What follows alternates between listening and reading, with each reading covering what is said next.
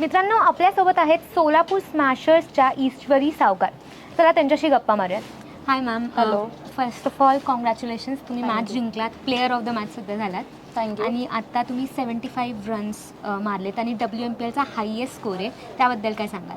Highest score केलेला आहे तर सोलापूर स्मॅशर्ससाठी मी मॅच जिंकून दिली आणि माझा इंडिव्हिज्युअल हायेस्ट स्कोर झालेला आहे टुर्नामेंटमधला.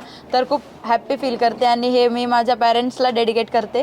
तर खूप छान वाटते माझी आज मी स्वतः खूप चांगलं वाटते जे मी खेळली. तुम्ही पॅरेंट्सला डेडिकेट कराल असं बोललात, मग स्टार्टिंगपासून आत्तापर्यंत पॅरेंट्सचा सपोर्ट कसा होता? पॅरेंट्सचा सपोर्ट तर 100% लहानपणीपासूनच खूप छान आहे. तर डॅडी आणि मम्मा पूर्ण माझी फॅमिली खूप माझ्या करिअरसाठी आणि इथे पुढे प्रोत्साहन पण खूप देते. तर सपोर्ट तर आहेच त्यांचा, खूप मेन रोल आहे त्यांचा. आजच्या मॅचबद्दल काय सांगाल? स्ट्रॅटेजी काय होती स्टार्टिंगपासून? स्ट्रॅटेजी हीच होती की आम्ही टॉस हारलो होतो तर आम्हाला बॅटिंग आली फर्स्ट. तर तेच होते की पॉवर प्लेचा यूज करून द्यायचा टीमसाठी. आणि जसं की ईश्वरी अवसरेची विकेट लवकर गेली तर मला हेच होतं डोक्यात की इनिंग्स कॅरी करायची आणि मोठा टोटल सोलापूर स्मॅशर्ससाठी बोर्डवर लावायचा. तुम्ही बॅटिंग झाली तुमची, मग त्यानंतर स्मृती मॅम खेळत होत्या अजून पण, तेव्हा काय फिलिंग होती? म्हणजे जोपर्यंत त्या आऊट नव्हत्या झाल्या तेव्हाचा जो प्रेशर होता त्याबद्दल काय सांगाल?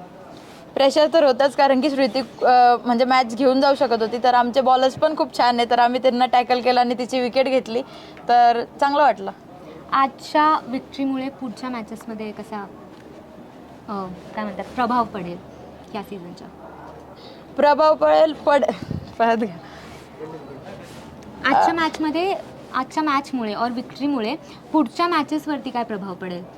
नेक्स्ट मॅचेससाठी आमची टीमचं हेच मोटिव्ह आहे की आम्ही मॅच बाय मॅच चाललो आहे.